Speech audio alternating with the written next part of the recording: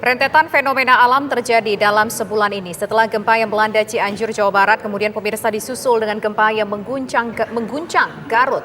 Ya, belum usai dampak gempa dirasakan, kejadian terbaru erupsi Gunung Semeru di Lumajang, Jawa Timur. Apa sebenarnya fenomena alam ini hingga terjadi secara beruntun?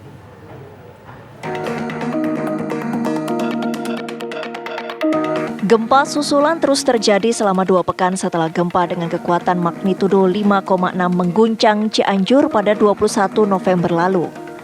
Terbaru, gempa susulan terjadi pada hari Minggu pagi 4 Desember dengan kekuatan magnitudo 4,2. Dari data BMKG, selama 2 pekan sejak awal gempa Cianjur telah terjadi 382 kali gempa susulan.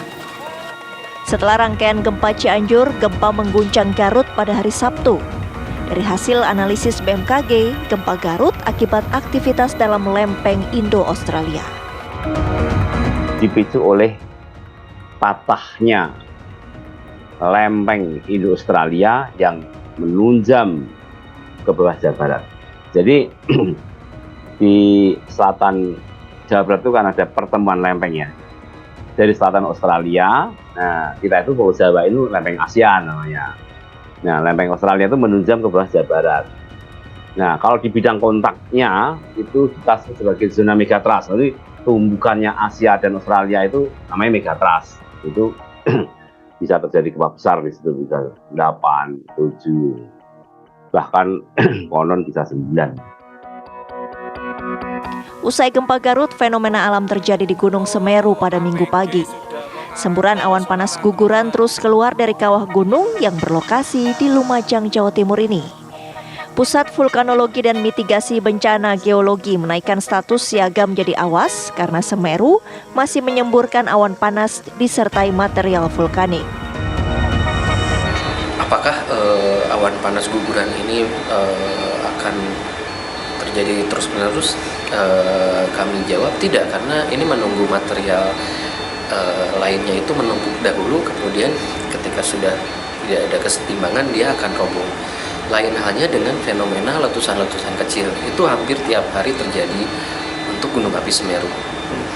Jadi letusan kita harus membedakan konteks di sini, letusan dengan awan panas guguran itu dua proses yang berbeda. PVMBG juga menyebut guguran awan panas masih terus berpotensi dan lebih berbahaya. Tim TV One mengabarkan. Belum selesai duka akibat gempa di Cianjur, Jawa Barat, pemirsa, gempa baru muncul lagi di Garut, Jawa Barat pada hari Sabtu lalu, serta di Tasikmalaya pada hari Minggu kemarin, pemirsa. Masih di hari yang sama, di Minggu kemarin, Gunung Semeru di Lumajang, Jawa Timur pun meletus dengan mengeluarkan erupsi puluhan kali. Ya, sementara di Cianjur, Jawa Barat terjadi gempa susulan. Apakah kita bisa melacak rentetan kejadian ini memiliki sebuah hubungan atau kita akan terpaku pada jawaban gempa bumi tidak bisa diprediksi? Jika demikian, apa kemudian yang harus dilakukan ke depan? Untuk membahasnya telah bergabung bersama kita pada sore hari ini pemirsa Kepala Badan Meteorologi, Klimatologi dan Geofisika BMKG Ibu Dwi Korita Karnawati, dan juga hadir pula pakar vulkanologi Bapak Surono. Selamat sore Bu Dwi Korita dan Pak Surono. Selamat sore Mbak Nisa dan Mbak Ken. Pak Surono, selamat sore. Saya mau ke Bu Dwi Korita terlebih dahulu. Bu Dwi Korita, apa sebenarnya yang memicu rentetan gempa yang terjadi di 3 lokasi, tidaknya di Cianjur, Garut, dan juga Tasikmalaya? Apakah ini berhubungan satu dengan yang lainnya, Bu Dwi Korita? Dari sudut pandang tektonik atau kegempaan, hal tersebut sebetulnya merupakan fenomena yang wajar. Kenapa? Karena negara kita ini berada pada zona tumbukan lempeng-lempeng tektonik. Lempeng Samudra Indo-Australia, lempeng benua Asia, lempeng Pasifik, dan lempeng Philippines. Sehingga sangat normal lah istilahnya apabila sering terjadi gempa-gempa dan saling susul menyusul. Dan fakta dari rekaman data BMKG, tahun lalu itu tercatat gempa yang terjadi dalam 1 bulan itu sebanyak 11.395 kali. Tapi yang dirasakan hanya beberapa ratus, hanya sekitar 100-200-an ya. Dan yang merusak tahun lalu adalah 27 kali gempa merusak. tahun ini 2022 menurun bahkan. Jadi jumlah kegempaan tahun ini menurun dari 11.000 menjadi 9.704. Itu gempa-gempa yang terjadi dan yang merusak menurun 18 kali. Jadi menurut sudut pandang kegempaan dan tektonik, sebetulnya hal tersebut adalah fenomena alamiah yang memang terjadi di zona-zona tumbukan lempeng tektonik. Demikian juga ke gunung apian nanti Bapak Surono, Prof. Surono bisa menyampaikan. Demikian, Ya, Mbak. Bu Dwi Korita, tapi pertanyaan selanjutnya, oke, adalah sesuatu yang wajar jika terjadi kegempaan berturut-turut begitu. Tapi apakah yang kejadian kemarin 3 gempa ini ada kaitannya, Bu? Karena satu terjadi, yang lain akan memicu, lokasinya kan tidak jauh berbeda, Bu. Kalau yang gempa Cianjur itu kan akibat patahan di kerak dangkal dekat permukaan bumi. Namun kalau gempa yang Garut ya itu beda. Penyebabnya akibat patahan, tetapi patahan itu terjadi sangat dalam, jauh dari permukaan bumi pada kedalaman sekitar 109 km. Dan yang patah adalah kerak samudra. Jadi dua hal yang berbeda yang tidak saling mempengaruhi. Kebetulan saja secara geografi semuanya ada di Jawa Barat. Ada berdekatan, tetapi fenomenanya terpisah. Berbeda demikian, Mbak. Oke, Bu Dwi Korita, kalau ini kebetulan terjadi di Jawa Barat, jaraknya tidak jauh, tapi wilayah mana lagi yang memiliki potensi gempa yang perlu untuk diwaspadai, Bu? Sebetulnya karena kita berada di wilayah Indonesia yang merupakan zona tumbukan aktif ya, lempeng tektonik aktif, hampir sebagian besar wilayah Indonesia, kecuali yang relatif stabil itu di Kalimantan. Sehingga poinnya adalah kita sebagai penduduk Kepulauan Indonesia sudah seharusnya siap untuk menghadapi hal tersebut. Itulah sebabnya kenapa edukasi tentang kegempaan, tsunami terus dilakukan terutama sejak peristiwa gempa bumi dan tsunami Aceh. Banyak pihak yang melakukan kegiatan edukasi publik tersebut. Namun memang hasilnya meskipun sudah 20 tahunan kita melakukan, tetapi hasilnya memang harus terus ditingkatkan karena seringkali kita memang abai. Sebetulnya sudah tahu, jadi misalnya kita udah tahu kita ada di patahan aktif, ya kita tetap tinggal di situ aja. Banyak beberapa zona patahan aktif, penghuninya sudah tahu, tapi ya tetap tinggal di situ oleh berbagai sebab. Ya bisa sebab karena tidak ada tempat lain atau sebab-sebab yang lain. Jadi sebetulnya kepatuhan kita untuk misalnya menghindari zona-zona bahaya ini perlu ditegakkan, dan keterampilan kita bagaimana mensikapi apabila ada gempa, bagaimana kita melindungi diri, dan sebelumnya bagaimana kita menyiapkan fasilitas sarana prasarana untuk evakuasi. Itu yang perlu lebih disiapkan. Demikian, Mbak. Sekarang kita ingin menuju ke Pak Surono. Bencana yang juga terjadi kemarin adalah erupsi Semeru. Apa penyebab erupsi Semeru? Apakah ada hubungannya antara vulkanologi ini dengan tektonik tadi, Mbak Surono, atau ini sesuatu yang terpisah, Pak Surono? Saya kira bisa, memang kaitannya itu ya, terutama subduksi karena amunisi magma dari sana gitu ya. Tetapi tidak berkaitan langsung setiap ada gempa bumi gunungnya meletus, tidak seperti itu. Bergantung juga gunungnya sedang posisi seperti apa. Misalnya tekanan di dalam tubuh gunung api itu sudah tinggi, ada gempa besar seperti seukuran yang ada di Garut Selatan yang bisa memicu aktivitas gunung api. Tetapi bila tidak seperti 9,2 di Aceh tahun 2004, ya gunung di Sumatera baik-baik saja. Yang saya ingin koreksi sebetulnya yang kejadian tanggal 2 Desember 2020, 4 Desember 2021, 4 Desember 2022 di Semeru itu bukan erupsi.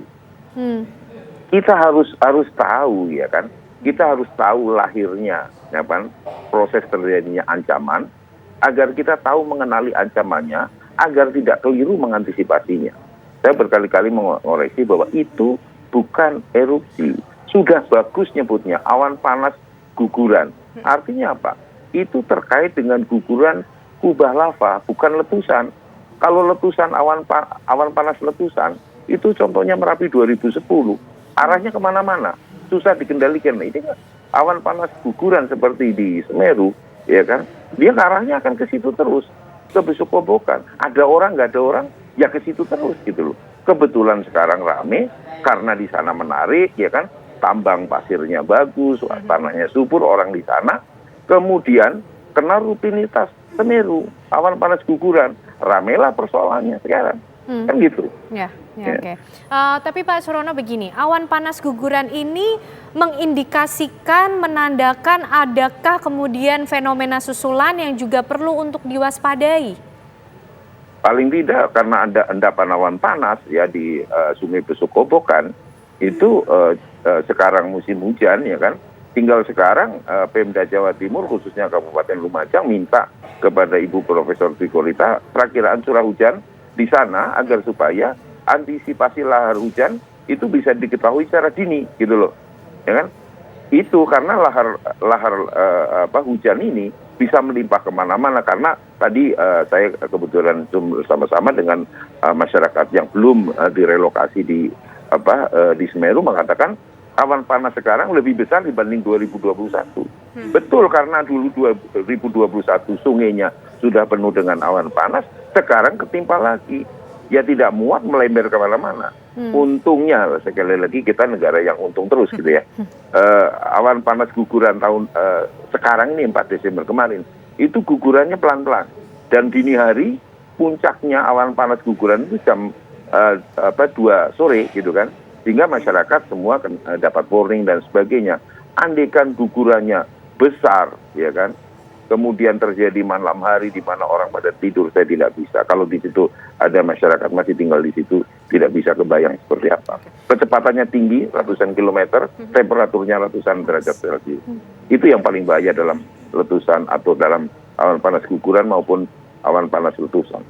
Nah, kalau bicara soal awan panas guguran ataupun letusan, apakah masih ada potensi akan terjadi lebih besar lagi untuk Semeru ini atau mungkin puncaknya sudah terlewati, Pak Rono? Sekarang lihat saja kalau masih ada nggak lidah lava atau kubah lavanya di lereng gunung di puncak Gunung Semeru. Kalau sudah gugur semuanya aman saja. Tetapi bila mana pembentukan kubah lava atau lidah lava kecepatannya sama dengan 2001 ke 2002, itu tiap tahun akan terjadi seperti ini. Semoga ke depan itu produksi pembentukan kubah lavanya menjadi lambat, sehingga tiap tahun tidak seperti ini, ya kan? Yang bisa diprediksi hanya satu, pasti akan lewat di situ. Cuman yang tidak diprediksi kapan terjadinya, itu saja. Oke. Jadi kapan terjadinya awan panas guguran dan mungkin juga erupsi ini yang sulit untuk diprediksi begitu ya Pak Surono? Iya, tapi kan lewat situ gitu loh, lewatnya sama gitu loh. Oke. Ada orang atau nggak ada orang lewatnya ke situ. Oke, artinya mitigasi sekarang bisa dilakukan ya Pak ya, kalau misalkan sudah ketahuan. Oke. Iya. Baik. Kalau mau gitu. Oke. Nah sekarang kita ingin ke Ibu Dwi Korita. Bu Dwi Korita, apakah kaitannya ada dengan megatrust gempa-gempa yang terjadi 3 kali belakangan ini? Kalau yang 3 kali belakangan ini, yang pertama Cianjur itu karena patahan di permukaan, bukan di permukaan patahan di kerak dangkal. Yang Garut itu karena patahan di dalam kerak samudra dalam. Yang Tasikmalaya ini patahan juga di kerak dangkal. Jadi tidak ada kaitannya dengan megatrust atau subduksi. Jalur yang menunjamnya itu bukan di situ ya. Namun gaya penyebabnya ini kan kami melihat adalah semuanya dikontrol oleh gaya yang kuat ya, yang besar akibat gerak subduksi tadi. Jadi pergerakan subduksi menunjamnya lempeng ini memicu gaya yang mengakibatkan pergerakan patahan-patahan tadi. Jadi kaitan yang tidak langsung. Tetapi gempa-gempa tadi bukan gempa megatrust. Hanya gaya-gaya penyebabnya, gaya utama itu dipicu oleh gaya subduksi ya. Kemudian memicu patahan-patahan lokal tadi. Begitu, Mbak. Oke. Gaya-gaya tersebut Bu yang bisa memicu ini sifatnya seperti apa? Apakah kemudian kekuatannya bisa berubah menjadi semakin besar, kemudian berpotensi merusak juga, atau seperti apa Bu Dwi Korita? Jadi gaya-gaya tersebut adalah gaya yang menggerakkan lempeng-lempeng tektonik akibat adanya arus konveksi yang berada pada astenosfer, yaitu suatu lapisan di bagian kulit bumi yang pijar. Jadi lempeng-lempeng, jadi bumi kita ini seperti kulit yang tipis ya pada planet bumi. Nah, kulit yang tipis itu berupa lempeng-lempeng, beberapa keping-keping lempeng. Ada lempeng benua Asia, lempeng samudra Indo-Australia, lempeng samudra Pasifik. Nah, kenapa bisa terapung bergerak itu semacam terapung di atas zona yang semi cair pijar yang disebut astenosfer. Jadi terapung-apung itu memberikan akibat adanya arus konveksi yang berada di bawah lempeng tadi. Jadi ada semacam arus akibat dari adanya zona cair pijar tadi yang mengakibatkan lempeng-lempeng tipis yang ada di atas zona tersebut bergerak terapung-apung. Jadi gayanya dipicu oleh gaya tersebut. Oke.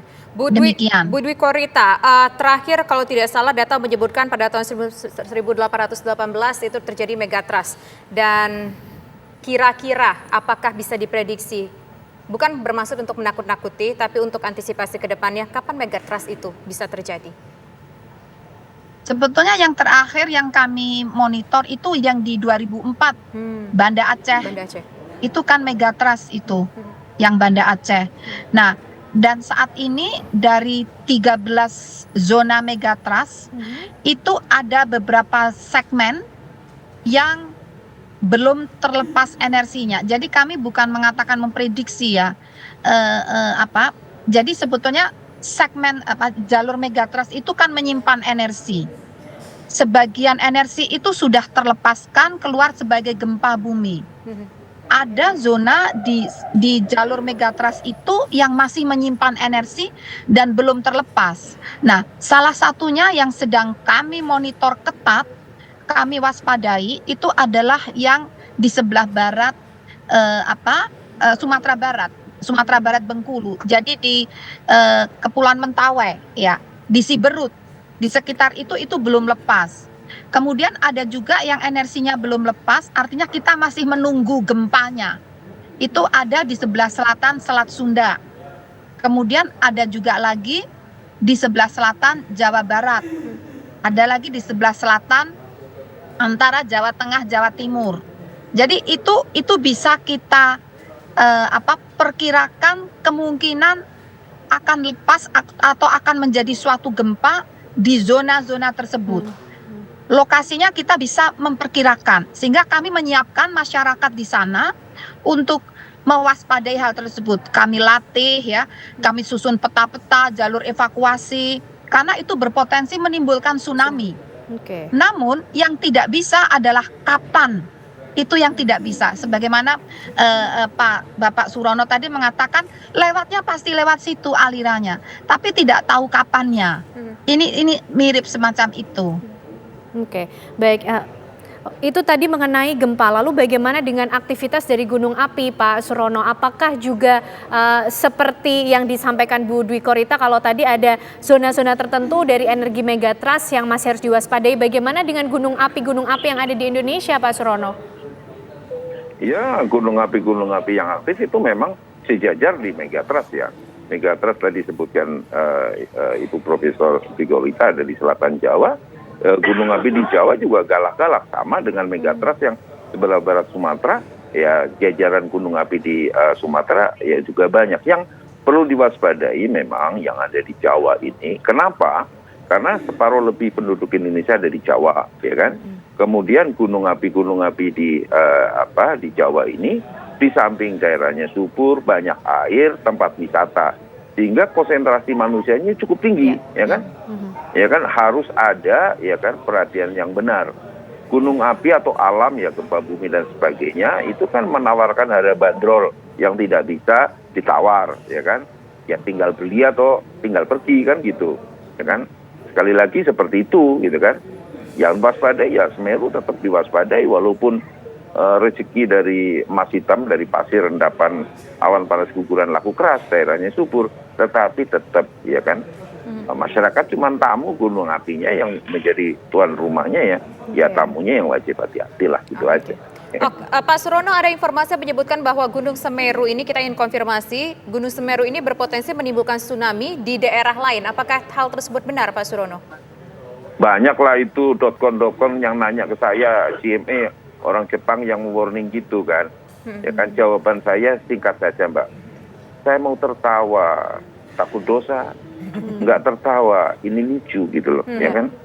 Jadi ya jauh ayam dari panggang lah. Bagaimana Semeru di tengah-tengah hanya karena guguran kubah lava kok bisa orang Jepang ketakutan tsunami, yang di sini aja tenang-tenang. Ya kan, lucu juga gitu. Ya Ibu Dwi Korita juga yang pasang warning juga nggak bakalan ketar-ketir ada tsunami, saya yakin sekali.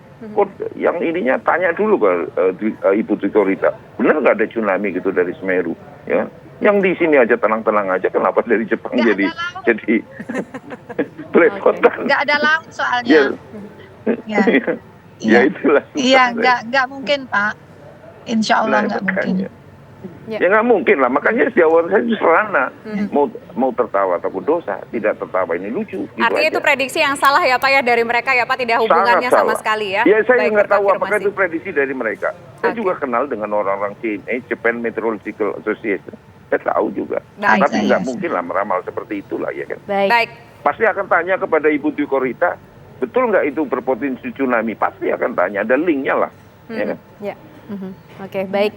Terima kasih untuk informasi, konfirmasi, dan penjelasannya. Tentunya ini menambah edukasi untuk kita semua tentang apa yang tengah terjadi dan tentunya mitigasi yang menjadi penting atas ini semua. Terima kasih pakar vulkanologi Pak Surono dan juga Kepala BMKG Ibu Dwi Korita Karnawati sudah bergabung bersama kami di Kabar Petang sore hari ini. Sehat selalu semuanya. Selamat malam Prof. Rita, selamat malam Mbak Tisa Selamat dan Mbak malam, Jen. Prof. Surono. Baik, terima Pemirsa kasih TV Ibu banyak dan sehat Bapak. selalu.